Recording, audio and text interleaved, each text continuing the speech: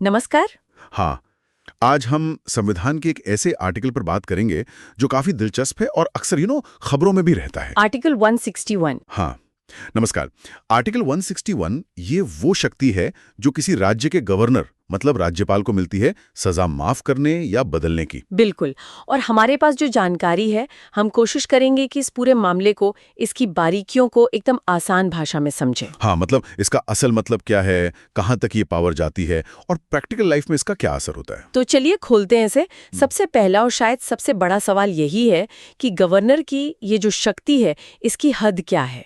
मतलब कहाँ तक वो किसी की सजा बदल सकते हैं, और संविधान बनाने वालों ने ये पावर दी ही क्यों। तो शुरू कहाँ से करें? सबसे पहले ये आर्टिकल कहता क्या है, बिल्कुल बेसिक लेवल पर। देखिए, आर्टिकल 161 बहुत सीने शब्दों में कहें तो गवर्नर को ये अधिकार देता है। अधिकार ये कि अगर किसी व्यक्ति को किसी ऐसे कानून तोड़ने के लिए सजा मिली है जो कानून राज्य की एग्जीक्यूटिव पावर के दायरे में आता हो। राज्य की एग्जीक्यूटिव पावर मतलब वो मामले जिन पर राज्य सरकार का कंट्रोल है, स्टेट लिस्ट वाले सब्जेक्ट्स। तो ऐसे मामलों में गवर्नर उस सजा को माफ कर सकते हैं या उसमें कुछ बदलाव कर सकते हैं। अच्छा, आपने कहा माफ करना या बदलना। इसमें कई तरह के शब्द इस्तेमाल होते हैं ना, जैसे पार्डन, कम्यूटेशन, रेमिशन, रिस्पाइट। ये सब क्या है? क्या इनमें कोई फर्क है? हाँ, बिल्कुल फर्क है और ये समझना जरूरी भी है। देखिए, पार्डन का मतलब है पूरी तरह से माफी, मतलब जैसे अपराध किया ही नहीं, सजा और दोष दोनों खत्म। ओके, कंप्लीट माफी। हाँ, फिर आता है कम्यूटेशन। इसमें सजा का नेचर बदल दिया जाता है। जैसे अगर किसी को फांसी की सजा मिली है तो उसे उम्र कैद में बदल देना, हार्ड सजा को सॉफ्ट करना एक तरह से। अच्छा, और रेमिशन? टाइम पीरियड कम कर दिया जाता है। जैसे 10 साल की जेल है तो उसे घटाकर 7 साल कर दिया। सजा वही रहेगी, बस टाइम कम हो गया। ठीक है। और आखिरी वाला, रिस्पाइट? रिस्पाइट थोड़ी स्पेशल सिचुएशन में होता है। जैसे मान लीजिए दोषी कोई महिला है और वो प्रेग्नेंट है या कोई फिजिकली डिसेबल्ड है, तो ऐसी खास वजहों से सजा को कम कर दिया जाता है। तो ये सिर्फ माफी नहीं है, बल्कि सजा में कई तरह के एडजस्टमेंट करने की पावर है। तो ये तो काफी बड़ी शक्तियां लगती हैं। और जैसा आपने शुरू में कहा, ये सिर्फ राज्य के कानूनों पर ही लागू होती हैं। हाँ, मोटे तौर पर यही समझिए। इसका जो दायरा है वो स्टेट लिस्ट के जो सब्जेक्ट्स हैं उनसे जुड़े कानूनों तक ही है। इसमें वो कानून तो हैं ही जो राज्य की विधानसभा बनाती है। हाँ। लेकिन साथ ही जैसे आईपीसी है या सीआरपीसी है, ये तो सेंट्रल कानून है और कॉन्करेंट लिस्ट में आते हैं, पर इनके भी वो सेक्शन जिनका लेना देना या जिनका इम्प्लीमेंटेशन राज्य सरकार के हाथ में होता है, उन मामलों में भी गवर्नर इस पावर का इस्तेमाल कर सकते हैं। अच्छा, मतलब अगर जुर्म ऐसा है जो राज्य के दायरे में आता है, भले ही कानून टेक्निकली सेंट्रल हो, तब भी गवर्नर? हाँ, अगर सजा उस कानून के तहत दी गई है जिसका एग्जीक्यूशन राज्य के हाथ में है, तो गवर्नर के पास की पावर है। लेकिन यहीं पर कुछ लिमिटेशंस भी हैं, है ना? खासकर जब बात सेंटर की आती है या प्रेसिडेंट की पावर की। वो क्या है? हाँ, और ये लिमिटेशंस बहुत जरूरी हैं। ये हमारे फेडरल स्ट्रक्चर का बैलेंस दिखाती हैं। पहली और सबसे साफ लिमिट ये है कि अगर क्राइम किसी ऐसे कानून के तहत हुआ है जो पूरी तरह से यूनियन लिस्ट का सब्जेक्ट है, मतलब जिस पर कानून बनाने का हक सिर्फ पार्लियामेंट को है। जैसे मान लीजिए रेलवे एक्ट है या इनकम टैक्स एक्ट है, या फिर आईपीसी की ही धारा 302 मतलब हत्या जैसे गंभीर अपराध जिन्हें नेशनल लेवल का माना जाता है। तो इन मामलों में माफी देने की पावर गवर्नर के पास नहीं बल्कि प्रेसिडेंट के पास होती है, आर्टिकल 72 के तहत। तो मतलब अगर कानून सेंट्रल है तो माफी भी सेंटर से ही मिलेगी, यानी प्रेसिडेंट से, राज्य का रोल नहीं। बिल्कुल, सीधा ही साथ। और दूसरी लिमिट क्या है? दूसरी लिमिट है मिलिट्री कोर्ट से जुड़ी हुई। अगर किसी को सजा कोर्ट मार्शल यानी सैन्य अदालत ने दी है मिलिट्री लॉ के तहत, तो उस सजा पर गवर्नर का कोई अधिकार नहीं है। अच्छा। वो पावर पूरी तरह से केंद्र सरकार और प्रेसिडेंट के पास है। अच्छा, मिलिट्री मामले एकदम अलग। हाँ, उसके पीछे लॉजिक है, नेशनल सिक्योरिटी, आर्मी का डिसिप्लिन, वो सब चीजें। ये समझना बड़ा इंटरेस्टिंग है कि कैसे संविधान ने सेंटर और स्टेट के बीच इस पावर को बांटा है। राज्य के मामले गवर्नर देखें और नेशनल या मिलिट्री वाले प्रेसिडेंट। अच्छा, हमारे सोर्स मटेरियल में डॉक्टर अंबेडकर का भी जिक्र है। संविधान सभा में जब ये आर्टिकल जुड़ रहा था तो इसके पीछे सोच क्या थी? क्या कोई बहस हुई थी इस पर? हाँ, देखिए, डॉक्टर अंबेडकर और संविधान सभा के कई लोग मानते थे कि हमारी जस्टिस सिस्टम कितनी भी अच्छी हो, उसमें गलती की गुंजाइश हमेशा रहती है। या कभी-कभी सजा जरूरत से ज्यादा सख्त हो सकती है। तो उनका मानना था कि न्याय के साथ साथ एक दया का, मर्सी का एलिमेंट भी होना चाहिए, एक सेफ्टी वॉल्व जैसा, जहां खास हालात में एग्जीक्यूटिव मतलब कार्यपालिका दखल दे सके। और ये पावर गवर्नर को ही क्यों दी? मतलब सिर्फ प्रेसिडेंट को क्यों नहीं दे दी सारी पावर? यहीं पर फेडरल प्रिंसिपल आता है।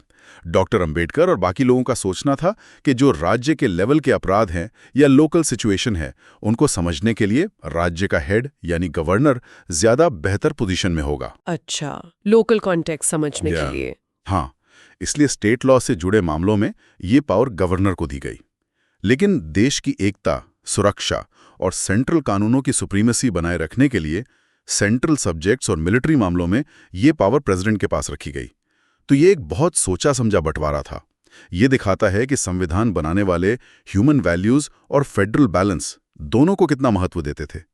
ये सिर्फ एक मर्सी पावर नहीं, यह हमारे कॉन्स्टिट्यूशनल डिजाइन का एक हिस्सा है। ये तो हुई संविधान और इतिहास की बात, लेकिन आज के टाइम में क्या ये आर्टिकल सच में इस्तेमाल होता है? कितना रेलेवेंट है ये? आपने यूपी का उदाहरण दिया था कि 200 से ज्यादा याचिकाएं मंजूर हुई। हाँ, ये आज भी बहुत रेलेवेंट है, शायद पहले से भी ज्यादा। देखिए, हमारी न्याय प्रक्रिया कई बार बहुत लंबी खिंच जाती है और कई बार सालों बाद कुछ ऐसे फैक्ट्स या हालात सामने आते हैं जिनसे लगता है कि सजा पर दोबारा सोचने की जरूरत है।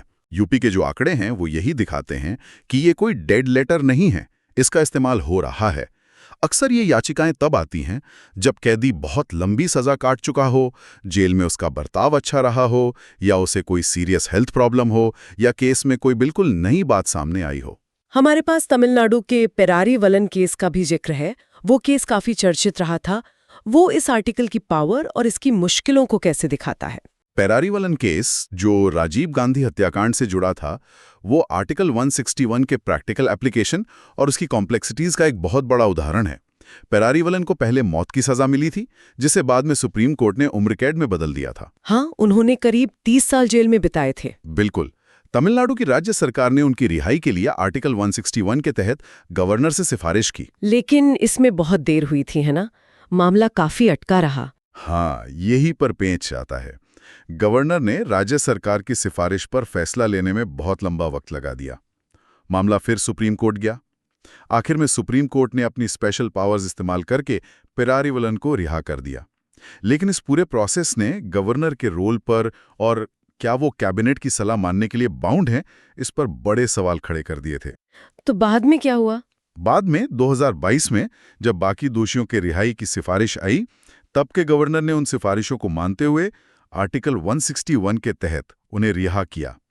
तो ये केस दिखाता है कि ये पावर कितनी असरदार है, लेकिन इसके इस्तेमाल में पॉलिटिकल और कॉन्स्टिट्यूशनल दिक्कतें भी आ सकती हैं। अच्छा, तो ये प्रोसेस काम कैसे करता है? मान लीजिए कोई कैदी है, उसे लगता है कि उसे माफी मिलनी चाहिए, तो वो क्या करेगा? स्टेप्स क्या हैं? प्रोसेस आमतौर पर ऐसा होता है। सबसे पहले जो सजा पाया हुआ व्यक्ति है या उसकी तरफ से उसका वकील या परिवार वाला गवर्नर के ऑफिस में एक मर्सी पिटिशन मतलब दया याचिका फाइल करता है। ठीक है, उसमें क्या लिखते हैं? उसमें वो सारे कारण बताए जाते हैं कि माफी क्यों मिलनी चाहिए। जैसे वो कह सकता है कि वो बेगुनाह है, या सजा बहुत ज्यादा है, या उसने बहुत टाइम जेल में गुजार लिया है, उसका कंडक्ट अच्छा है, परिवार की जिम्मेदारियां हैं, सेहत खराब है, या केस में कोई खास बात है। फिर उस याचिका का क्या होता है? गवर्नर खुद पढ़ते हैं? वो याचिका फिर जाती है स्टेट गवर्नमेंट के पास। होम डिपार्टमेंट, लॉ डिपार्टमेंट, ये सब उसको देखते हैं। सारे फैक्ट्स, कोर्ट के जजमेंट, कैदी का रिकॉर्ड, सब कुछ चेक किया जाता है। ओके। इसके बाद राज्य की कैबिनेट मतलब पूरी मंत्रिपरिषद उस पर विचार करती है। वो क्राइम कितना सीरियस था, विक्टिम पर क्या असर हुआ, समाज पर क्या असर पड़ेगा, कैदी के सुधरने की कितनी गुंजाइश है, ये सब देखा जाता है। और फिर कैबिनेट फैसला लेती है? हाँ, कैबिनेट डिस्कस करके अपनी एक सिफारिश, एक एडवाइस तैयार करती है कि पिटिशन मान लेनी चाहिए या रिजेक्ट कर देनी चाहिए, या सजा में कुछ बदलाव करना चाहिए। ये एडवाइस फिर गवर्नर को भेजी जाती है। अच्छा, यहाँ पर वो सवाल आता है जो पेराविलन केस में भी उठा था। क्या गवर्नर कैबिनेट की इस एडवाइस को मानने के लिए मजबूर है, या वो अपनी मर्जी से अपने विवेक से फैसला ले सकते हैं? ये बहुत ही इंपॉर्टेंट पॉइंट रहा है और इस पर काफी विवाद भी रहा है। संविधान तो यही कहता है कि गवर्नर को ज्यादातर काम कैबिनेट की सलाह पर ही करने होते हैं, लेकिन आर्टिकल 161 के मामले में क्या वो बाउंड है, इस पर लंबे समय तक क्लैरिटी नहीं थी। कई बार देखा गया कि गवर्नर ने कैबिनेट की सलाह पर या तो फैसला लेने में बहुत देर की या उससे असहमति जताई। लेकिन अब शायद सुप्रीम कोर्ट ने कुछ कहा है इस पर 2024 में। बिल्कुल, इसी कंफ्यूजन को देखते हुए सुप्रीम कोर्ट ने 2024 में एक बहुत अहम फैसला दिया। कोर्ट ने साफ कर दिया कि आर्टिकल 161 के तहत माफी देने की पावर का इस्तेमाल करते समय गवर्नर राज्य के कैबिनेट की एड एंड एडवाइस मतलब सहायता और सलाह से बंधे हुए हैं। बंधे हुए हैं मतलब वो कैबिनेट की सलाह को इग्नोर नहीं कर सकते या उसे अनिश्चित काल के लिए लटका कर नहीं रख सकते। उन्हें उस सलाह के हिसाब से ही काम करना होगा। ये फैसला एक तरह से चुनी हुई सरकार की भूमिका को और मजबूत करता है और गवर्नर की डिस्क्रिशनरी पावर को इस मामले में लिमिट करता है। अच्छा, तो अब ये स्थिति ज्यादा साफ है कि फाइनल फैसला कैबिनेट की सलाह के मुताबिक ही होगा। हाँ, ये जानना जरूरी था। अच्छा, एक बार फिर से कंफर्म करने के लिए, वो जो मिलिट्री कोर्ट वाले मामले थे उनमें प्रोसेस बिल्कुल अलग है, पिटीशन गवर्नर के पास जाती ही नहीं। हाँ, वो बिल्कुल अलग है, एकदम क्लियर कट। अगर सजा कोर्ट मार्शल ने दी है तो मर्सी पिटीशन गवर्नर के पास नहीं जाती। उसका जुरिस्डिक्शन पूरी तरह से सेंट्रल गवर्नमेंट और प्रेसिडेंट का है आर्टिकल 72 के तहत। उसका प्रोसेस भी अलग होता है, डिफेंस मिनिस्ट्री के थ्रू चलता है। तो अगर हम पूरी बात को समेटें तो आर्टिकल 161 हमारे संविधान में स्टेट लेवल पर जस्टिस सिस्टम में एक ह्यूमन टच लाने का एक तरीका है। हाँ, कह सकते हैं एक दया का द्वार। हाँ, दया का द्वार। ये उन मुश्किल हालात या गलतियों का एक जवाब है जहां शायद सिर्फ कानून काफी ना हो, लेकिन साथ ही ये सेंटर और स्टेट के बीच पावर के एक बहुत डेलिकेट बैलेंस को भी दिखाता है, खासकर जब बात नेशनल लेवल के कानूनों या मिलिट्री जस्टिस की आती है। आपने बिल्कुल सही समझा। ये आर्टिकल स्टेट की ऑटोनॉमी, सेंटर की ओवरसाइट, जुडिशियल फाइनैलिटी और मर्सी का जो यूनिवर्सल प्रिंसिपल है, इन सब के बीच एक कॉम्प्लेक्स लेकिन जरूरी बैलेंस बनाता है। पेरारविलन जैसे केस और कैबिनेट की एडवाइस की बाइंडिंग नेचर पर सुप्रीम कोर्ट का जो रीसेंट फैसला है, वो साबित करता है कि ये प्रोविजन कितना वाइब्रेंट है, कितना जिंदा है और वक्त के साथ इसकी इंटरप्रिटेशन कैसे बदलती रहती है, इवॉल्व होती रहती है। सही बात है। ये दिखाता है कि संविधान कोई पत्थर की लकीर नहीं बल्कि एक लिविंग डॉक्यूमेंट है। बिल्कुल, जो समाज और न्याय की बदलती समझ के साथ चलता है। इस पूरी बातचीत से एक सवाल मेरे मन में आ रहा है और शायद हमारे सॉस में भी इसका इशारा है। हमने देखा कि इन मर्सी पिटिशंस पर फैसला होने में काफ़ी देर हो सकती है, कभी गवर्नर के लेवल पर, कभी प्रोसीजरल वजहों से, और इसमें गहरा ह्यूमन एंगल जुड़ा है। वो कैदी, उनके परिवार जो सालों तक उम्मीद में रहते हैं। तो क्या आपको लगता है कि इस पूरे प्रोसेस को थोड़ा और तेज, थोड़ा और स्ट्रीमलाइन बनाने की ज़रूरत है? ये वाकई एक सोचने वाली बात है। देखिए, एक तरफ तो तेजी का मतलब है कि जिन मामलों में राहत मिलनी चाहिए वो जल्दी मिलेगी, अनिश्चितता कम होगी। लेकिन दूसरी तरफ ये मामले बहुत गंभीर होते हैं। इनमें हर पहलू पर बहुत ध्यान से विचार करने की जरूरत होती है, जिसमें टाइम लगता है। हाँ, जल्दबाजी में गलती भी हो सकती है। वही तो प्रोसेस को सुधारा जा सकता है, बिल्कुल। जैसे शायद कोई टाइम लिमिट तय की जा सकती है कि कितने समय में फैसला लेना है, या प्रोसेस को और ट्रांसपेरेंट बनाया जा सकता है। लेकिन वो बैलेंस साधना होगा कि स्पीड के चक्कर में केस की मेरिट या गंभीरता नजरअंदाज ना हो जाए। ये सोचना वाकई दिलचस्प होगा कि इस प्रक्रिया को और असरदार कैसे बनाया जाए, बिना इसके मूल मकसद से समझौता किए। ये एक ऐसा सवाल है जिस पर हम सबको शायद और सोचने की जरूरत है। बिल्कुल।